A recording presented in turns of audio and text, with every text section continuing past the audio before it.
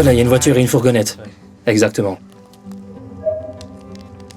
Regarde à gauche, Jesus, il y a un objet.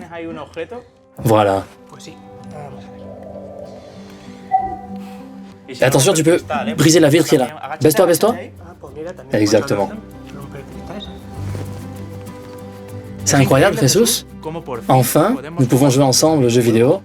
Une personne aveugle et une personne qui voit. Bien oui, certes. Mais vous savez, ce n'est que le début. Il reste beaucoup d'améliorations. Parlons maintenant de la nécessité d'avoir cette technologie pour les personnes qui ont des handicaps visuels. Donc voilà, je te laisse profiter et jouer. Bonjour à tous, bienvenue à cet espace domotique, cet espace adapté et accessible.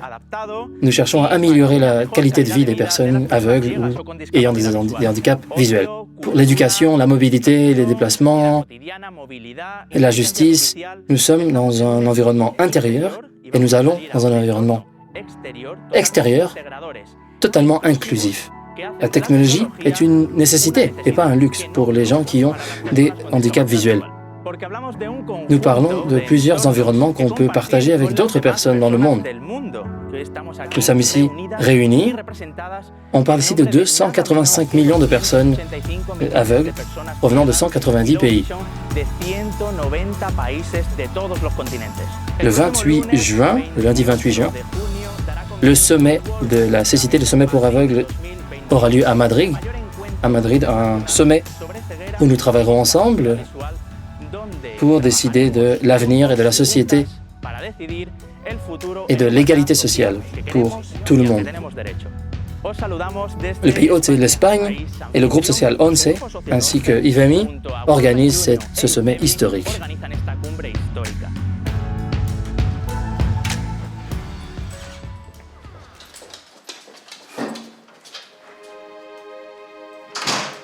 Siri, je suis arrivé.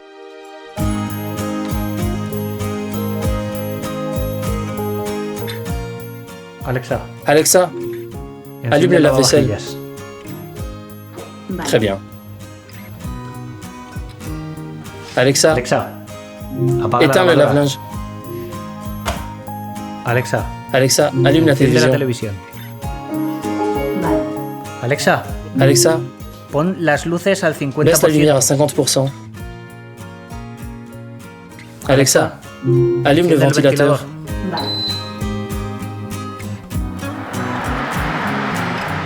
Alexa, baja la potencia del ventilador. Baisse la puissance du ventilateur dans le salon.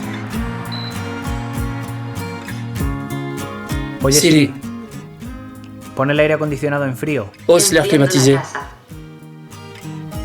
Alexa, il fait combien dans la maison? temperatura hace en casa? Il fait 24 degrés. Ok Google, limpia el suelo. nettoie le sol. Manos a la obra, aspirando el suelo. Très bien. Dans 30 minutes, le sol sera prêt et propre. Oye Siri, pon todas las Mets les luces lumières en bleu. He aquí el color azul. Alexa, Apaga éteins la télévision. Abre la puerta principal. Ouvre la porte d'entrée. Alexa, je sors. Hasta luego. À plus tard. Activando el sistema de alarmas y cámara perivigilancia. Comunicando con cámara receptora. Espera un momento. Et en attendant lundi et le début de notre sommet pour la cécité, nous avons Pedro qui va nous parler avec plus de précision.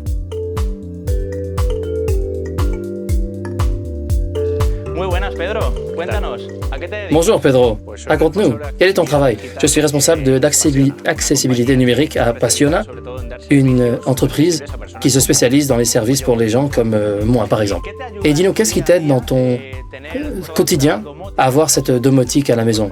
Eh bien, les interrupteurs par exemple, avant je devais apprendre exactement où ils étaient, où je devrais par exemple manier la télévision et l'air climatisé de manière différente. Et maintenant, grâce à cette technologie plus accessible,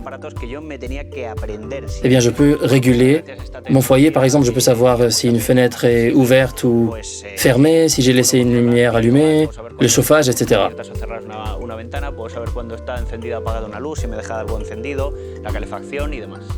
Tu nous as montré toutes sortes de choses, ta maison est formidable, mais dis-nous, quel est l'outil qui t'aide le plus? Eh bien, par exemple, en ce qui concerne le chauffage, c'est bon de savoir la température du chauffe-eau, par exemple, ou du chauffage. Avant, c'est moi qui régulais la température. J'avais froid, j'allumais le chauffage, ou j'avais chaud, je mettais la clim. Mais un thermostat, vous savez, parfois c'est tellement simple.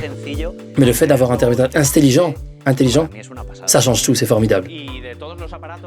Et quel a été le dernier gadget que tu as ajouté à ta collection? Eh bien, ce n'est pas un gadget, c'est une configuration. Il y avait une application qui n'était pas adaptée pour nous et je ne pouvais pas l'utiliser. En fait, je changeais la clim avec la télécommande ou un autre petit dispositif. Et maintenant, j'ai cet appareil qui envoie un signal infrarouge à travers de ce petit dispositif.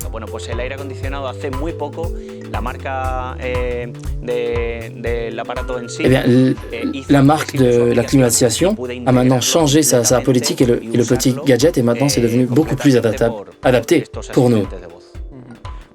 Merci beaucoup Pedro, merci d'être venu jusqu'ici.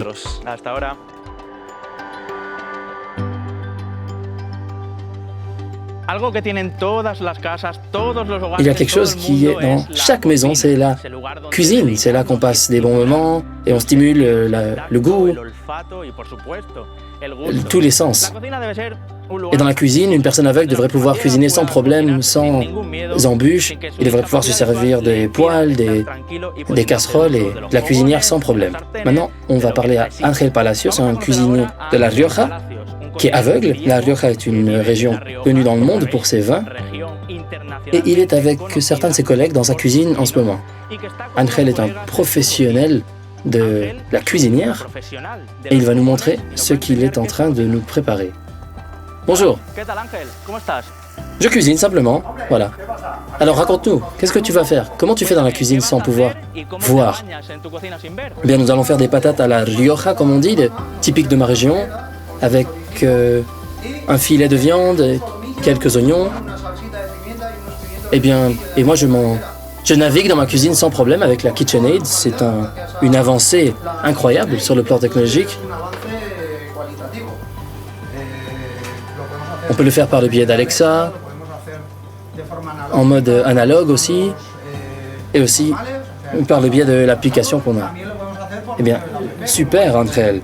Ça a l'air délicieux. On te laisse préparer le repas et ensuite, tu nous donneras des nouvelles de ce plat. Merci.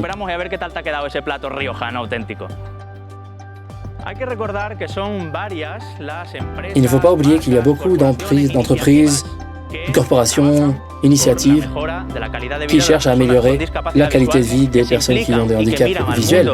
Et ces entreprises tournent le regard directement vers cette communauté. Et une de ces entreprises, c'est Mondragon, une entreprise qui travaille beaucoup avec la domotique et la technologie faite pour les personnes aveugles dans leur maison. Parlons à Javier Aranceta, directeur d'innovation. Javier, quel est le travail concrètement que Mondragon accomplit pour les personnes aveugles et les personnes malvoyantes? Eh bien, Mondragon a été fondé dans les années 50 et Mondragon s'est toujours tenu à ses principes fondamentaux, c'est-à-dire la responsabilité sociale et la transformation sociale. Cela a toujours été notre ligne directrice. Et dans ce domaine, nous avons connu plusieurs revers dans les dernières années, par exemple la bulle immobilière qui a éclaté, ou bien la pandémie de cette année.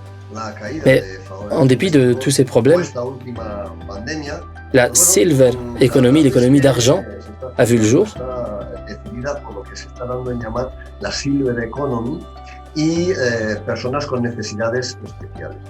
Et pour vous parler du produit, plus précisément,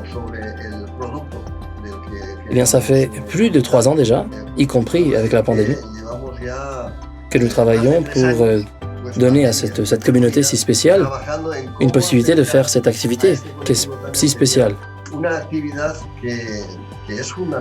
La cuisine, c'est intime, c'est personnel, c'est personnel Et le fait de pouvoir se faire à manger, ça te remplit d'autonomie et de liberté.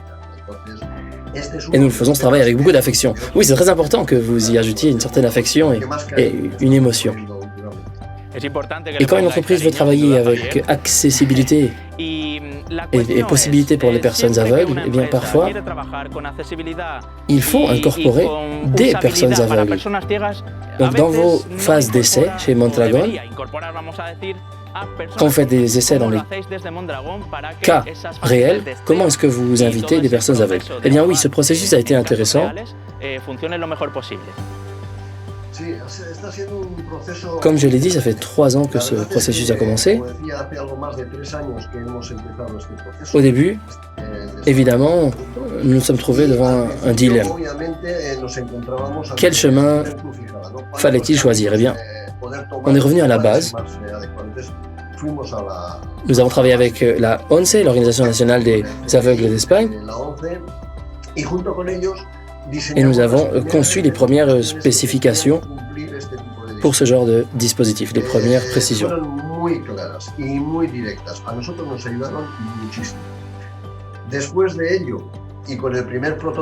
On a comparé le premier prototype et analysé avec le centre de technologie.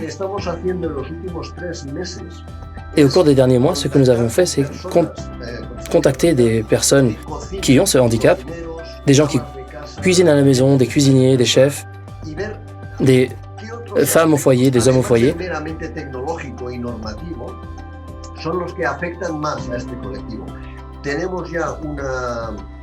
Nous avons déjà une base très intéressante, des petites suggestions qui nous ont communiquées, et parfois, ça n'a rien à voir avec la technologie. Et avec tout ce recueil d'informations auprès de plus de 100 personnes, eh bien, nous allons clore ce premier cycle, encore une fois, avec le CTI, et nous allons tenter bientôt de mettre en marché un produit qui inclut non seulement les aspects technologiques, mais aussi la vie des gens qui utilisent ce dispositif depuis un certain temps déjà. Bien, merci beaucoup, Javier. Courage, continuez de travailler pour aider les personnes malvoyantes et continuez sur le chemin de l'innovation. Un autre appareil qui se trouve dans tous les foyers et qui constitue une fenêtre vers le monde, c'est la télévision. Le téléviseur, c'est un point de convergence, un point de rencontre où on peut passer des beaux moments avec des amis, avec la famille. Et il y a toutes sortes de contenus. Le contenu sur demande, comme HBO, Netflix, Amazon Prime, ou aussi pour les matchs de foot ou de sport que vous voulez regarder avec votre famille. Des séries, des films, des programmes, des émissions.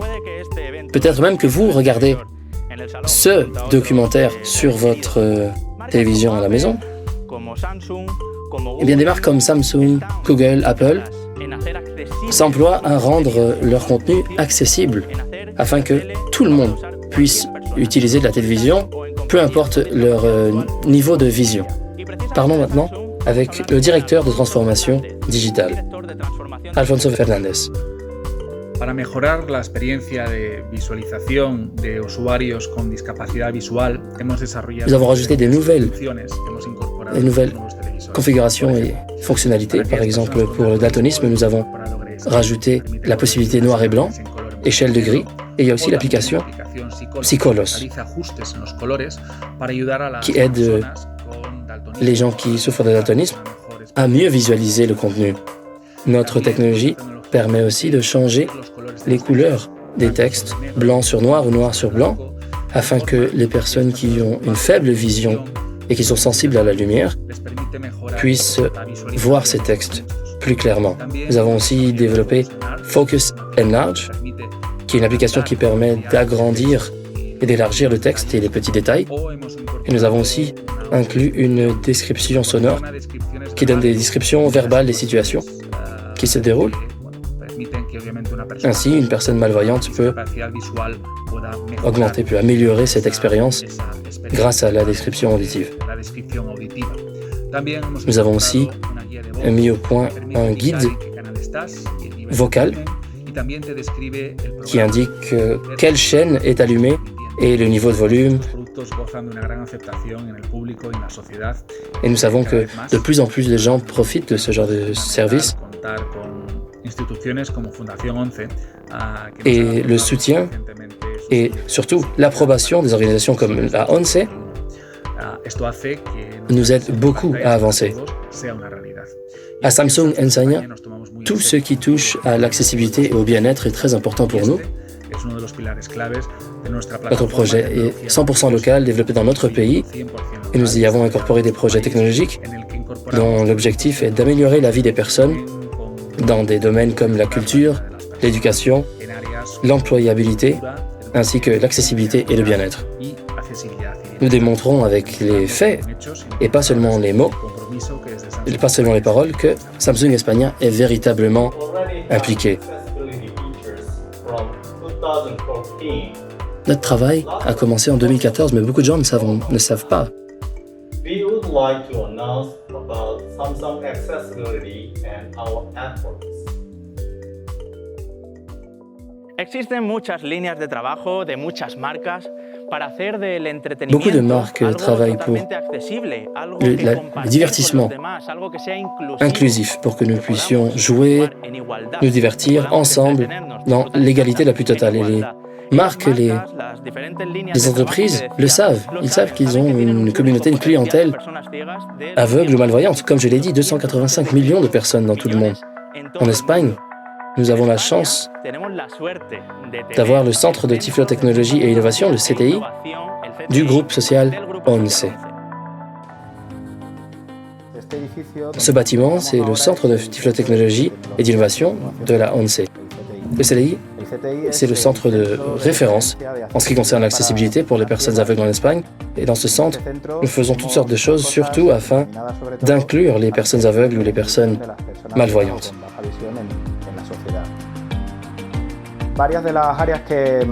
Les volets les plus importants sont les volets de production et de conception industrielle. Du côté de la production, nous travaillons sur les cannes, par exemple, les cannes pour les malvoyants. Et nous faisons aussi l'injection de plastique, comme par exemple la petite carte d'écriture. Et nous faisons aussi beaucoup de conception, de design, avec des nouvelles technologies, du découpage laser et de l'impression avec de l'encre ultraviolette, ce qui nous permet de travailler en relief. L'impression avec l'encre ultraviolette est une imprimante qui nous permet de travailler avec différents types d'encre, avec de différentes couleurs, même transparents. Et cela nous permet d'imprimer sur toutes sortes de matériaux différents. Comme ça, nous pouvons travailler avec différentes textures.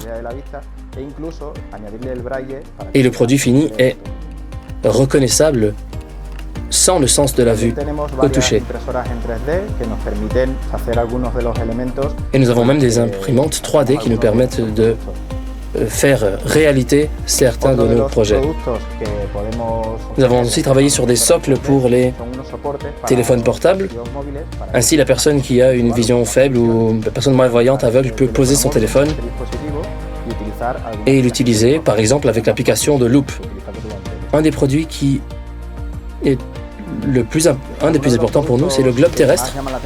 Le globe terrestre accessible, qui est fait avec un matériau qui nous permet de le fabriquer en relief. Ainsi, on peut distinguer les zones montagneuses des zones d'eau ou d'océan.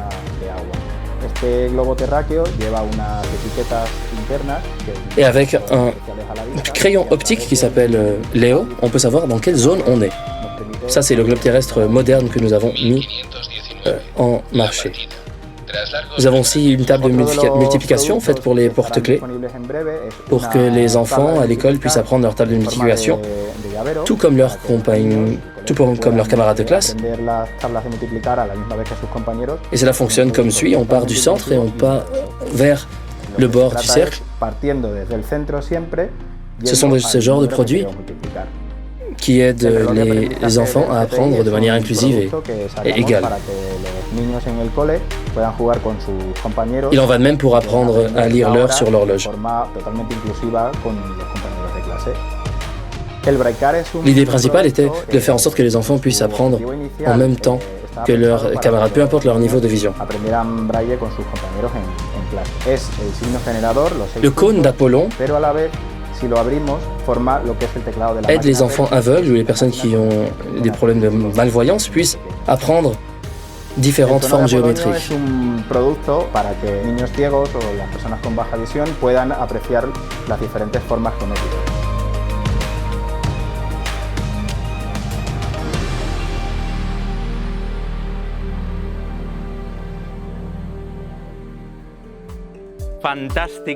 Formidable travail du CTI en Espagne. Maintenant, je vous présente José María Ortiz, qui est venu pour nous parler.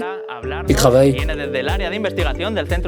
dans le secteur et surtout dans la section investigation et recherche de la typhlotechnologie. Explique-nous quel est l'objectif principal du CTI. Eh bien, l'objectif principal est d'améliorer la vie des malvoyants et des aveugles.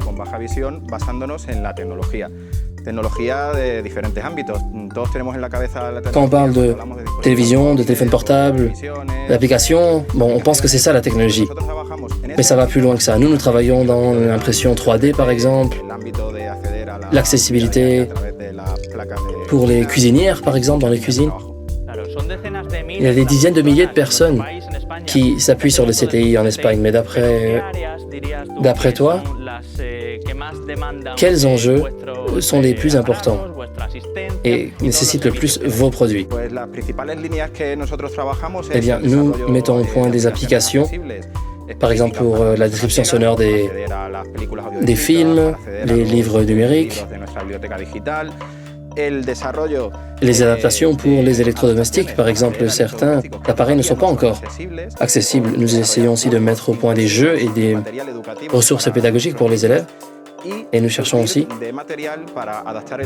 à augmenter le niveau d'inclusivité. Et José, tu nous as amené certains de vos produits, par exemple les porte-clés pour les tables de multiplication. Et apparemment, vous pensez déjà à faire le tour du monde. Oui. Récemment, nous avons mis au point un globe terrestre qui est fait de plastique avec le relief des montagnes. Et c'est lisse là où il y a de l'eau, les océans, les cours d'eau, les lacs. Et notre crayon Léo nous indique où on est avec le laser. Eh bien, merci beaucoup, José María. Merci pour votre travail au CTI.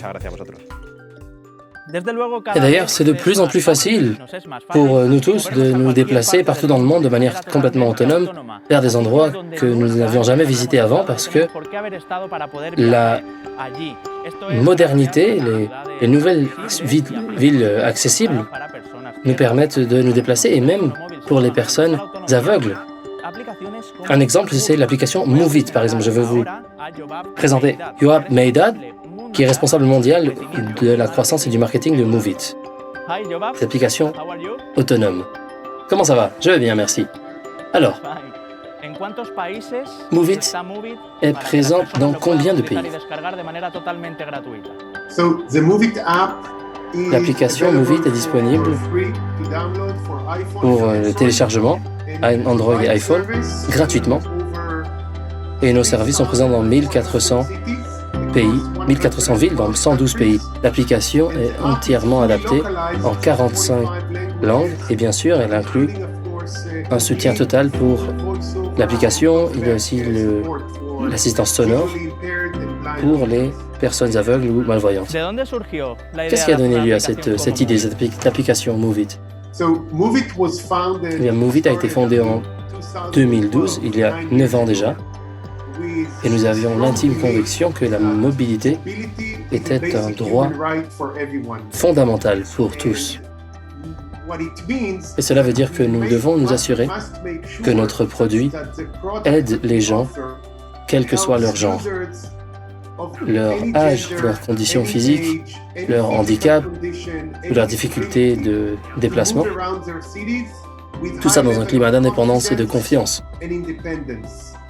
Étant donné que cela constitue notre vision dès le début, eh bien, la suite logique pour nous, c'était de développer la possibilité de planifier les déplacements pour aider les gens à se déplacer de A à B grâce à n'importe quel transport en commun. Avec des alertes et des calendriers en direct, des horaires de bus et transports en commun en direct. Et maintenant, nous avons le service de VoiceOver et TalkBack, c'est-à-dire conversation numérique en direct avec l'appareil pour aider les personnes aveugles ou malvoyantes. Tout a commencé avec une réunion en 2015. À l'occasion de cette réunion, j'ai rencontré un petit groupe de personnes aveugles. Ils nous ont réunis, certains usagers et moi, pour avoir nos commentaires sur cette application Moovit. Et à l'époque, la technologie n'était pas optimale, l'expérience des usagers n'était pas bonne, et je leur ai promis qu'en 3 mois, nous allions complètement métamorphoser l'expérience. Et nous l'avons réussi. Depuis 2015, Moovit, TalkBack et VoiceOver constitue la solution numéro 1 pour les usagers aveugles. Le fait que nous ayons 45 langues et que nous soyons présents dans un si grand nombre de pays démontre que les clients aveugles ou malvoyants peuvent compter sur Moovit pour se déplacer partout dans leur ville respective. Est-ce que cette application va aussi aider les personnes âgées et d'autres secteurs de la société? Eh bien oui. Les gens qui doivent utiliser des fauteuils roulants, ou bien les gens pour qui il est difficile de monter ou descendre les escaliers, eh bien, seront très rassurés par cette application puisqu'ils pourront aller voir leurs petits-enfants, aller à leur rendez-vous chez le médecin ou simplement aller au restaurant. Pour les personnes plus âgées ou les personnes qui ont plus de mal à se déplacer dans les escaliers, eh bien, Moovit comprend aussi un volet pour les personnes à mobilité réduite pour essayer de minimiser le nombre d'escaliers à monter ou à descendre sur le trajet. Donc, on les redirige vers différents quais de train, par exemple, différentes gares, différents arrêts de bus qui sont situés sur des chemins qui ont moins d'escaliers, par exemple. S'il y a une correspondance à faire, par exemple, en métro, eh bien, Moovit va donner un chemin qui permet à l'usager d'éviter les escaliers. Cela est très important pour les personnes qui ne peuvent pas marcher ou les personnes plus âgées. C'est extrêmement important pour pouvoir donner un bon niveau d'autonomie aux personnes âgées et leur donner la liberté de se déplacer à n'importe quel endroit de leur ville.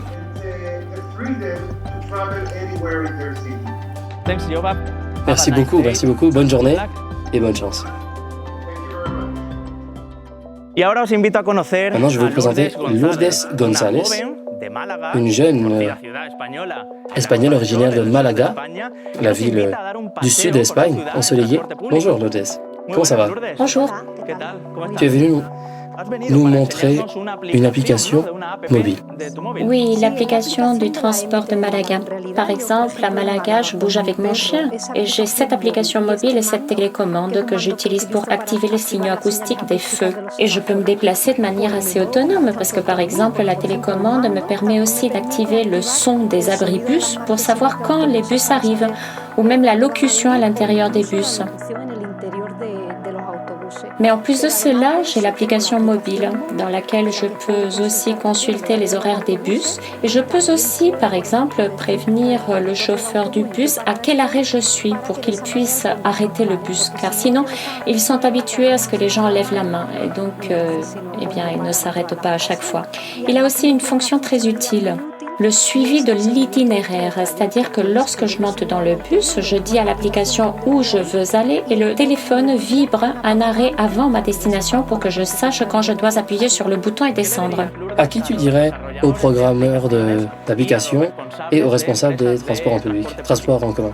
Eh bien, je leur dirais clairement de miser sur l'accessibilité car elle profite à tout le monde, pas seulement à ceux qui ont un handicap, mais aussi à ceux d'entre nous qui en avons un. Ce type d'application nous fait penser un peu moins à notre handicap car nous pouvons être plus autonomes. Merci Lourdes. C'est un plaisir de t'accueillir, toi et ton chien, d'ailleurs. Et ce genre de chien, d'ailleurs, peut aider les gens qui ont des allergies. Merci Lourdes. Merci. Il ne faut pas oublier qu'il faut pouvoir circuler sur les trottoirs. Il y a des trottinettes parfois, des piétons, des vélos. Alors, comment est-ce qu'on peut agencer tout ça et faire en sorte que tout le monde puisse circuler dans les villes? Je m'appelle Robin Hi Spinks. folks, I'm Robin Spinks from RNIB in the UK and also Spring, je travaille au Royaume-Uni et je représente le UWU. Je suis là pour vous parler des trottinettes électriques qui s'inscrivent dans le phénomène qui s'appelle la micromobilité. Comme vous voyez derrière moi, c'est un petit véhicule de 2 roues qui s'appelle trottinette électrique. C'est disponible partout dans le monde, de Paris à Bruxelles, en passant par Londres et les États-Unis aussi. D'un côté, c'est une bonne façon d'alléger la circulation et d'améliorer la qualité de l'air, puisque moins de dioxyde de carbone est relâché dans l'atmosphère.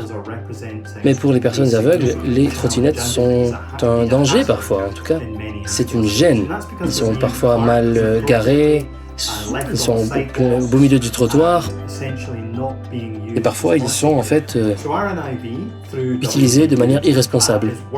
Donc nous travaillons maintenant avec l'industrie, pas seulement avec les opérateurs qui fabriquent ces trottinettes,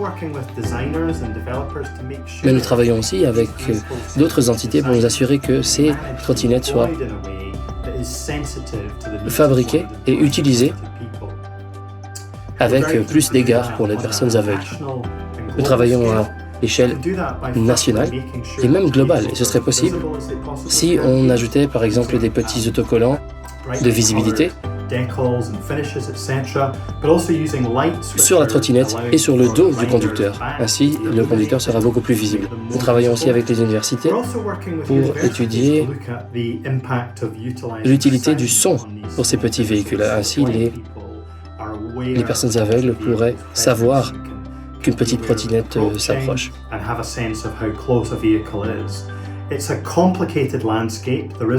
La question est compliquée, il n'y a pas une réponse unique, mais nous pouvons augmenter la visibilité de ces véhicules et informer toutes les personnes concernées sur l'importance de ce sujet.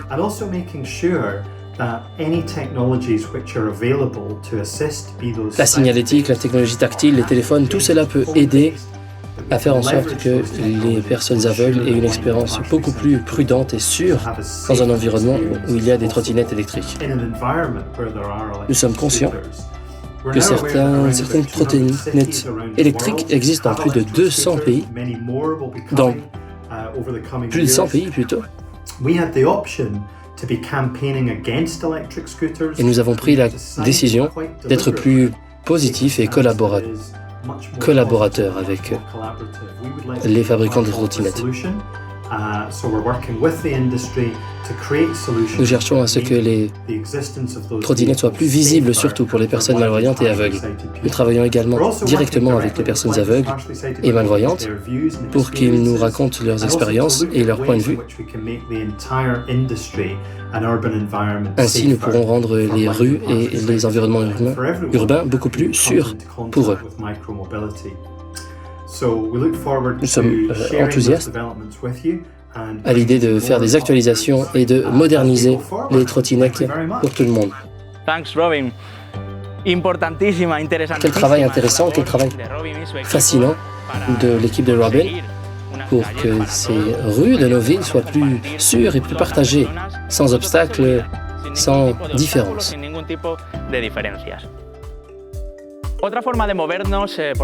On peut aussi se déplacer sous terre en ville. Il y a des tunnels, des trains, des métros, des passages Miguel Cuello est là aujourd'hui pour nous parler de son travail dans Metro Ciego et dans Navilens. Merci. Je pense que tout le monde se pose cette question. Comment est-ce qu'un jeune de 18 ans avec son ami, comment est-ce que vous avez commencé ce projet? Eh bien, c'est ma propre situation. J'ai une dégénérescence de la rétine. Chaque fois que j'allais au métro, il fallait que je demande de l'aide. Donc je me suis mis à réfléchir.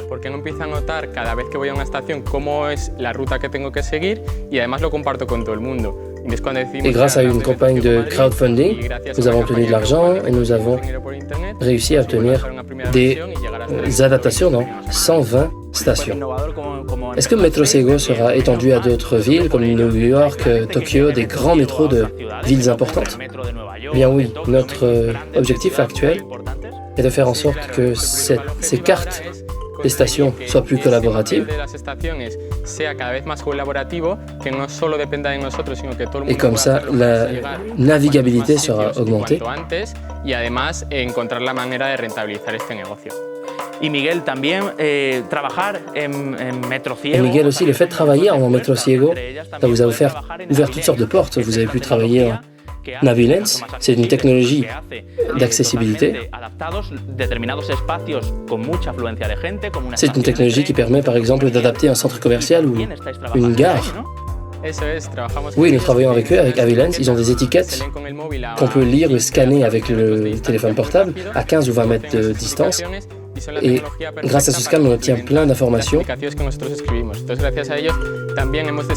Et grâce à ces informations, nous avons augmenté et amélioré la technologie. Et ainsi, avec une paramétrisation, c'est-à-dire avec une petite description qu'on donne à l'ordinateur, les indications et le chemin nous est donné pour n'importe qui, pas seulement les personnes aveugles. Formidable. L'avenir est brillant grâce à toi, grâce à ton travail et grâce à ton caractère entreprenant. Heureusement, dans beaucoup de pays, nous avons la possibilité d'accéder à des milliers de livres différents pour tout le monde, des livres audio, des livres en braille. Et tous ces livres forment en fait une sorte de bibliothèque d'Alexandrie. Et cette bibliothèque dont je vous parle est gérée par l'Organisation mondiale de la propriété intellectuelle grâce au traité de Marrakech, comme on appelle, plus de 60 000 titres de la ONCE ont été inclus. Des livres techniques, des livres de toutes sortes et des œuvres qui vont apporter la connaissance et le savoir à n'importe quel pays du monde. Et trouver ces livres, c'est super facile. Si vous ne me croyez pas, eh bien, écoutez, justement, la représentante du Congrès des États-Unis, Alice, va nous en parler. Bonjour Alice, comment ça va? Merci, très bien. Marrakech, quelle a été la portée de l'accord de Marrakech pour vous? Merci de demander. L'accord de Marrakech a été formidable pour nous. Nous avons bénéficié d'un accès exceptionnel à ces précieuses collections dans le monde entier. Ça a beaucoup amélioré notre vie quotidienne. Tout le temps. Pour ce qui est du développement des collections, nous avons accès à beaucoup plus de matériaux. De plus, ces matériaux sont accompagnés de données de catalogage exceptionnelles qui nous permettent d'approvisionner notre réseau de bibliothèques de manière beaucoup plus efficace.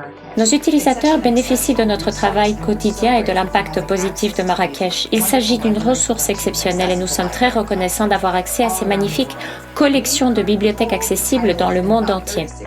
Nous avons maintenant des titres dans 36 langues étrangères différentes et nous cherchons toujours à les développer, notamment en espagnol. L'accès à cette collection a donc été un merveilleux complément pour nous. Environ 70% de nos clients potentiels ont l'espagnol comme première langue. Nous essayons donc d'augmenter notre collection dans cette langue pour répondre à leurs besoins. Et ONCE a été un excellent partenaire. Pour Marrakech, nous nous concentrons sur certaines œuvres très demandées.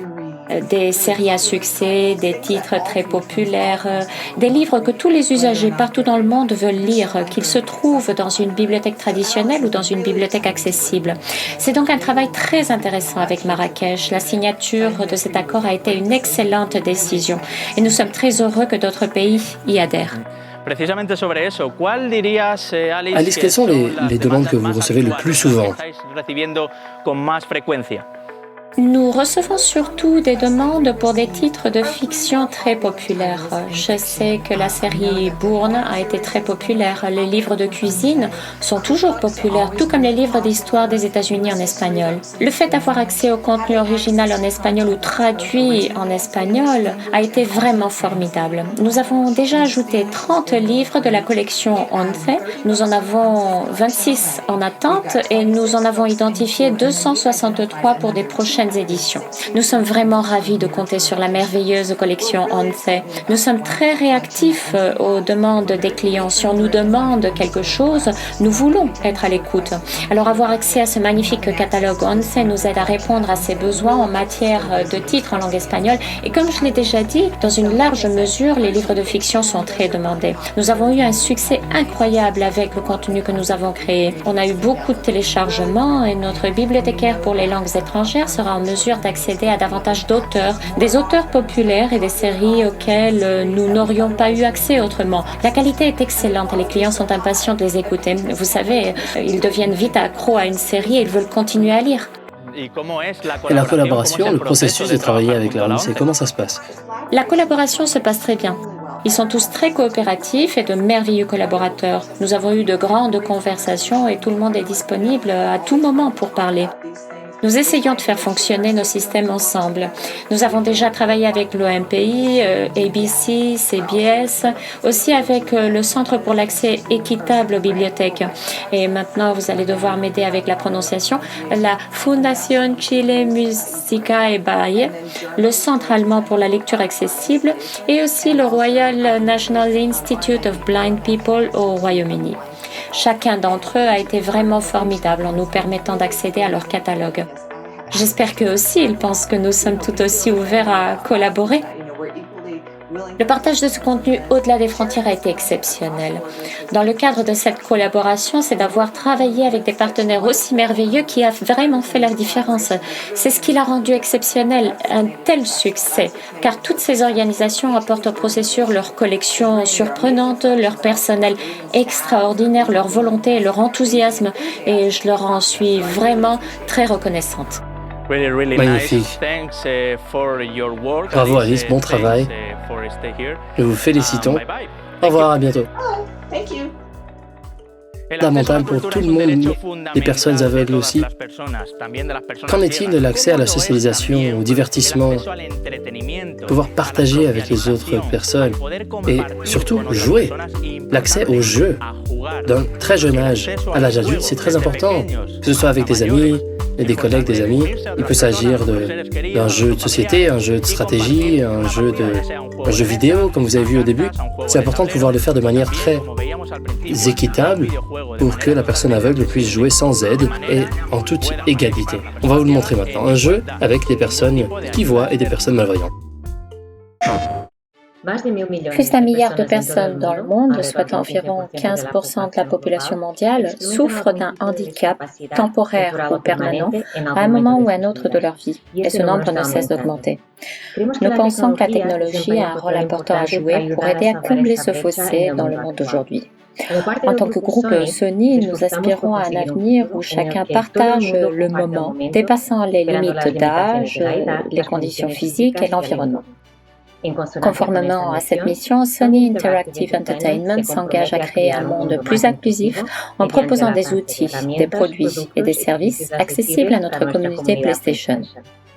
Nous œuvrons pour un monde où les jeux vidéo constituent une expérience inclusive et accessible pour tous les joueurs. Et nous sommes ravis de nos progrès qui nous rapprochent chaque jour un peu plus de notre objectif, rendre les jeux vidéo accessibles à un nombre croissant de personnes.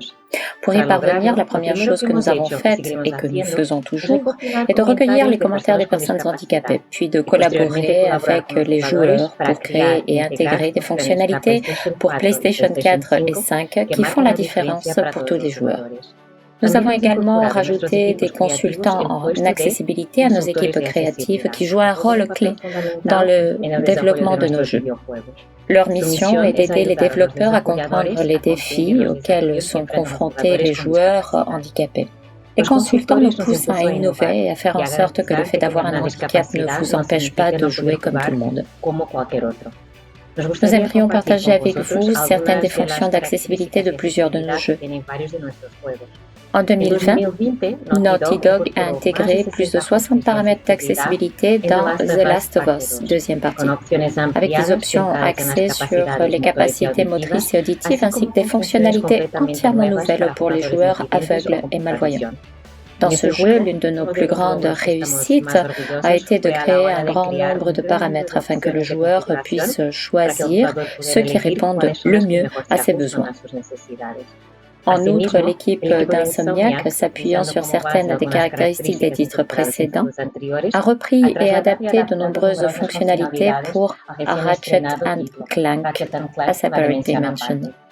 Nous nous sommes concentrés sur les options de contraste qui font ressortir les informations clés de l'univers du jeu pour les joueurs aveugles et malvoyants.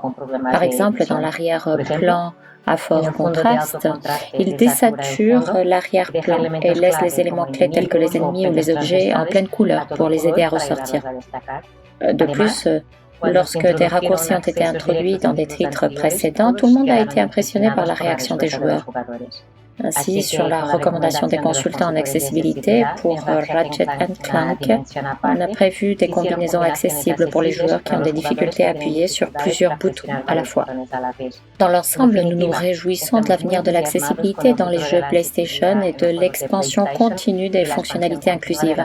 Comme pour Ratchet & Clank, nous pouvons transférer de nouvelles fonctionnalités d'un jeu à l'autre et nous construisons une base qui permettra de développer nos fonctionnalités d'accessibilité et de faire en sorte que nos jeux soient accessibles à de plus en plus de joueurs. Un des axes de travail, c'est le jeu. Otra línea de trabajo que tenemos en el CTI es la creación de juegos de mesa accesibles. Sabemos que una parte de la socialización de las personas ciegas o personas con discapacidad es que puedan disfrutar. Nous savons que les personnes aveugles veulent jouer et puis passer les bons moments avec leurs êtres chers. Nous avons des jeux comme le Parchís, le jeu espagnol, les jeux de cartes et même les échecs. Ces jeux ont des caractéristiques visuelles qui les distinguent du jeu ordinaire. C'est fait pour les personnes aveugles ou malvoyantes avec des marques de braille et des petits signes en relief. Et parfois, il y a un jeu de hauteur de différents niveaux, par exemple les différentes cases du jeu d'échecs.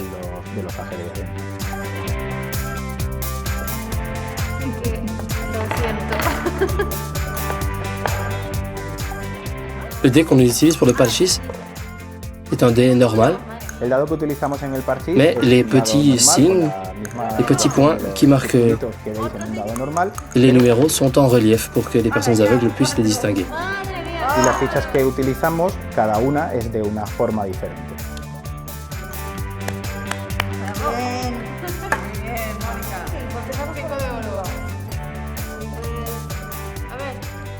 Ici, nous avons 4 camarades du CPI, Monica, Isabelle, Estela, Marina, et elles jouent pendant leur temps libre.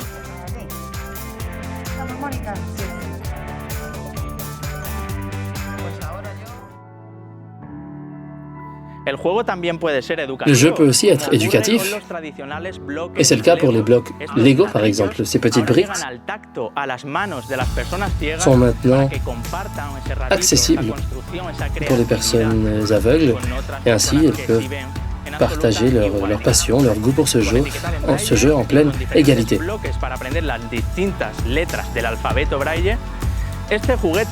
Ce jeu que nous allons vous présenter permet que dans la cour d'école, tous les petits enfants, les garçons, les filles jouent ensemble sans aucune inégalité, sans aucune discrimination. Cela nous illustre la puissance socialisatrice des jeux.